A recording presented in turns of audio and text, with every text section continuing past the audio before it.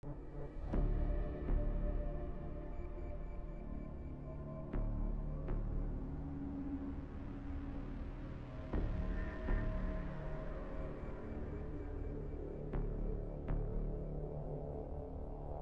you have a government that operates without limits, who proclaims the right to arrest, torture and kill anyone, anywhere, with no warrants, no trial, no due process. When you have a government that militarizes the police and grants the armed forces the power to operate with impunity, within your own borders and beyond. A government that views you, the people, as the enemy, and treats you as such. When you have a government that lies to you, takes you into wars of aggression, toppling country after country, killing countless innocent civilians, and sending your sons and daughters, and your fathers and your brothers home in flag-draped coffins, or disfigured and broken in mind and body, their lives destroyed in wars that serve only to line the pockets of an unelected cartel of bankers and corporations. When you have all of this right in front of you, so blatant, so clear, you shouldn't have to be convinced that both parties in this political puppet show are owned and operated by the same interests. And you shouldn't have to be convinced that these overrated corporate popularity contests that some call elections are distractions that will achieve nothing. And with this understood, you shouldn't have to be convinced that the system you are living under must be brought to a halt. These are obvious conclusions for those who have been paying attention, so we won't try to convince you here. This video focuses solely on how to bring that system to a halt. Think of it as an instruction manual for a revolution. There are those who will be taken aback when you start using the word revolution.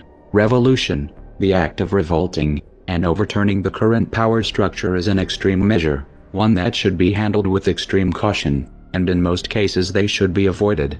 Revolutions are dangerous in every sense of the word, and it is difficult if not impossible to predict their outcome, but there are times when allowing those in control to stay in control is even more dangerous.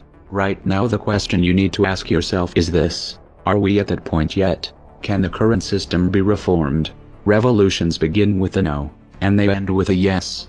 Revolutions begin when you say no to those who claim to have power over you, and revolutions end when you accept a new status quo, a new normal, whether that new normal is an improvement or not. The causes of revolution are numerous in form, but there is one common root, and that's discontent. Discontent is the emotion that builds and builds under the surface. It is a storm which brews in the mind of the people, just waiting to be unleashed. The trouble is that it is much easier to unleash that storm than it is to get people in agreement as to what should come next. It's not easy to get people to see eye to eye regarding what needs to happen after the current system falls, so this is usually put off, or avoided altogether. This is a serious mistake. Without clear objectives, chaos usually sets in soon after the old regime falls, and then in the powered vacuum that is created a tyrant rises to bring order. As a result, the systems that follow revolutions are often just as totalitarian or more totalitarian than those that they replace. It should therefore be abundantly obvious that discontent is not a sufficient driving force for a revolution. That is, if your goal is actually to leave a better world for your children and grandchildren. In order for an upheaval to have positive results, it must be driven by a clear and realistic vision, a vision that accounts for the world and humans the way they actually are right now, not the way we wish they would be or hope that they might be, and it must differentiate between that which can and cannot be changed in the short term.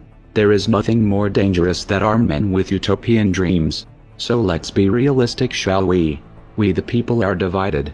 We have divided ourselves into classes and subclasses, liberals and conservatives, libertarians, anarchists, socialists, anarcho-socialists, monarchists, state-based free market capitalists, anarcho-capitalists, resource-based economy advocates and more. There is absolutely no chance that any one of you is going to convince all of the others that your way is the right way, unless of course one of you rises to political power in the fray and enforces your beliefs by the barrel of a gun.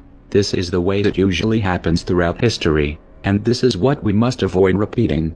A movement is only successful if it starts with an idea that is strong enough to take root in the mind of the population, and inspires and motivates people to spread it. It is possible for a diverse and divided people to form a coalition in times of great need and unify around an idea, but it only works if that idea meets the following three requirements. 1. It must articulate a clear and defined common interest which will allow the people to work together. The necessity for unification, even if that unification is temporary, needs to be evident to all stakeholders, and it must be accompanied by a sense of urgency which impels people to reach out to others in their community and spread the idea. 2. A clear vision of what you are working towards. What are you going to replace the current system with? Ironing out the fine details isn't actually productive. What's needed is a broad and abstract vision based on principles. In human societies, extreme and abrupt changes are usually destructive. All efforts must be made to retain social stability, and this means steering clear of any sort of utopian fantasies. The time to rewire humanity is not during a period crisis. Historically, such attempts usually end in tragedy. 3. A plan of action, and a clear understanding of the rules of engagement. We'll refer to these three elements collectively as the conscious revolution paradigm. You don't have to get mystical about it, it just means think before you act. Let's start with the common interest. Establishing our common interest is easy if you are informed, and if the people around you aren't informed, then your job is clear: inform them. Whether you consider yourself liberal or conservative, or none of the above, the bankers and corporations which hold the puppet strings of the state have placed us all on a path that leads to complete and total destruction. Our common interest is the world we are leaving our children.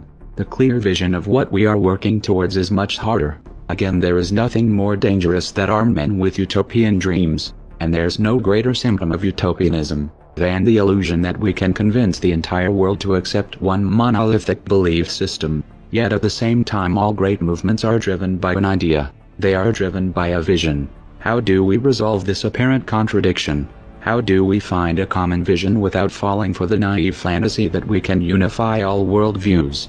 The answer is actually pretty simple, and that's a good thing, because only very simple ideas can be transmitted from person to person without breaking down.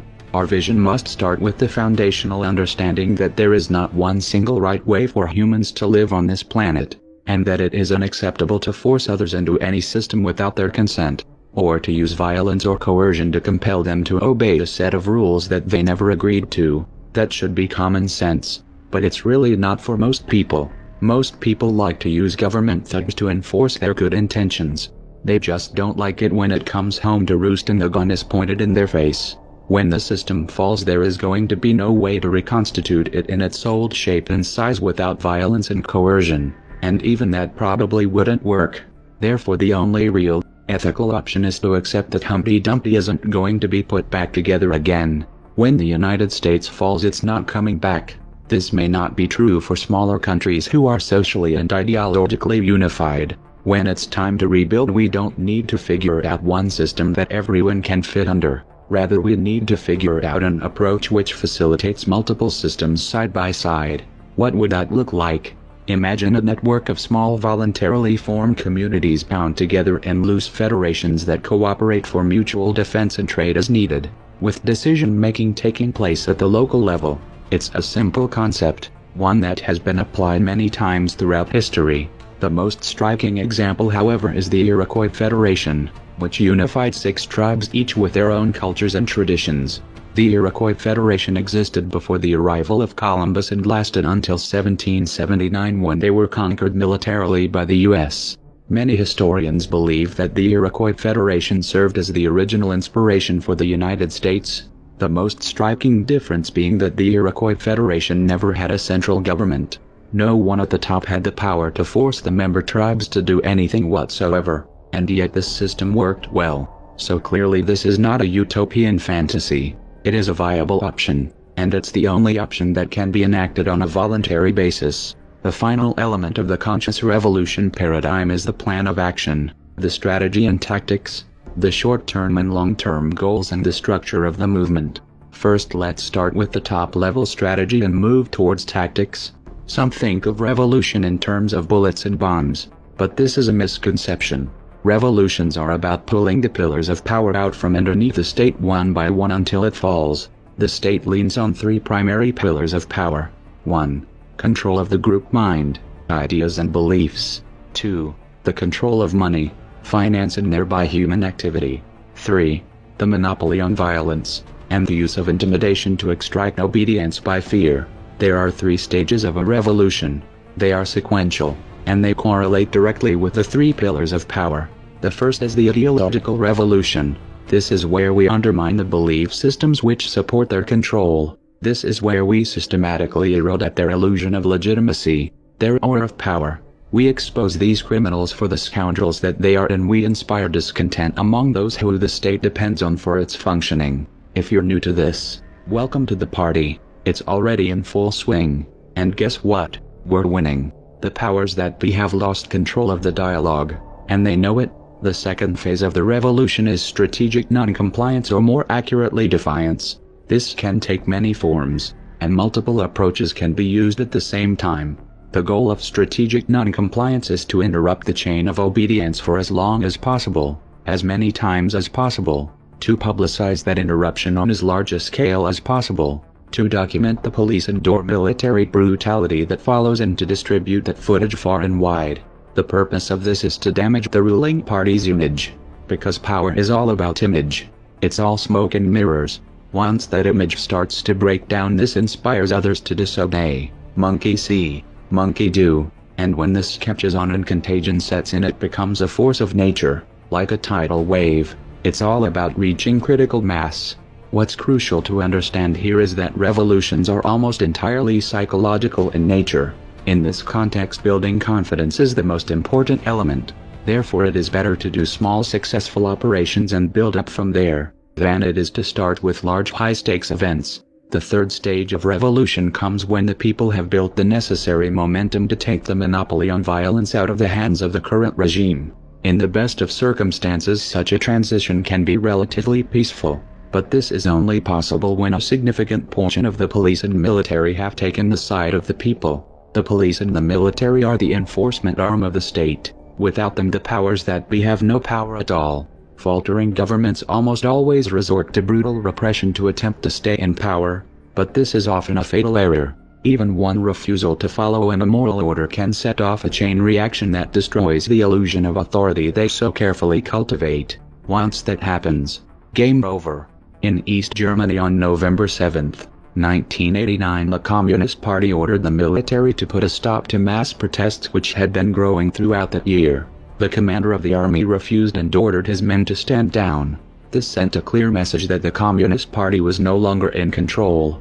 This realization spread rapidly through the population and communism fell. Now, since this is such a crucial element in the equation, it's not something that should be left up to chance. Every effort needs to be made to right now reach out to the police and military, to help them wake up to what's going on and to let them know that the people will support them if they break the chain of command.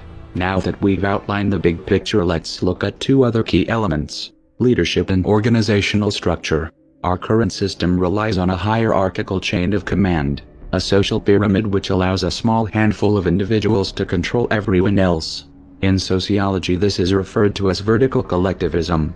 If our long-term vision is not compatible with such a structure, it would be foolish to build a resistance movement which copies it. The ends don't justify the means. The means will determine the end result. So if we want a decentralized, non-hierarchical federation of autonomous communities to replace the current system, the movement must be decentralized and non-hierarchical as well. This doesn't mean that there is no place for leadership. To the contrary, leadership is essential. The distinction needs to be made between leaders and rulers. Leaders walk ahead of the crowd. Rulers place themselves above the crowd. What is needed is a vast network of leaders, independently motivated and capable of thinking for themselves, working to organize groups both locally in the real world and online, unified not by obedience to a single leader, but unified by an idea. Now, while this approach does present challenges logistically, it has the advantage of making it virtually impossible to destroy the organization merely by getting rid of one or two leaders. A distributed organization structure is much more resilient. So where are these leaders? Well, don't wait for them to appear. We need you to be one of those leaders yourself. If you don't know how to be a leader, learn. Dealing with crowds is a skill, one that you can refine through practice and study. Anyone who wants to learn the basic psychology of uprisings, and how to work with the public should study the following books intensely, reading them each several times, taking notes and reflecting on what they say. The Crowd, and the Psychology of Revolution, by Gustave Le Bon, and From Dictatorship to Democracy, by Gene Sharp. Now a word of warning. These books contain politics, opinions and prejudices that we do not endorse. However, they do offer a great deal of insight as to how to take power out of the hands of a tyrant. Leadership takes many forms and can mean many things depending on the situation. However, the primary job of leaders is to inspire people to take action, to organize people into groups so that they can be more effective than isolated individuals, and to train others to do the same. The final element needed to start your revolution is tactics. In the realm of violence, the state has the definitive advantage, and it would be foolish to engage them where they are strongest. Instead, we should use tactics that engage them where they are weakest. Fortunately, there is no shortage of non-violent tactics which have been proven effective in toppling dictatorships. Gene Sharp's book From Dictatorship to Democracy lists 198, but those are by no means the only ones that can be used. The tactics employed by each group will depend on the mission and the specific goals of the group. The military divides itself into Army, Air Force, Navy and Marines so that each can be specialized in the tactics of the terrain where they fight. Likewise, a non-violent movement should have specialized groups for specific issues. This is already developing. Whether you start your own group, join an existing group, or act as an individual will depend on your disposition. No one can decide that for you. The most important thing is to take the first step and to start doing something, anything. Take action and break the inertia of passivity. This is how you take back your power, 1 millimeter at a time. We are anonymous. We are legion. We do not forgive. We do not forget. Expect us.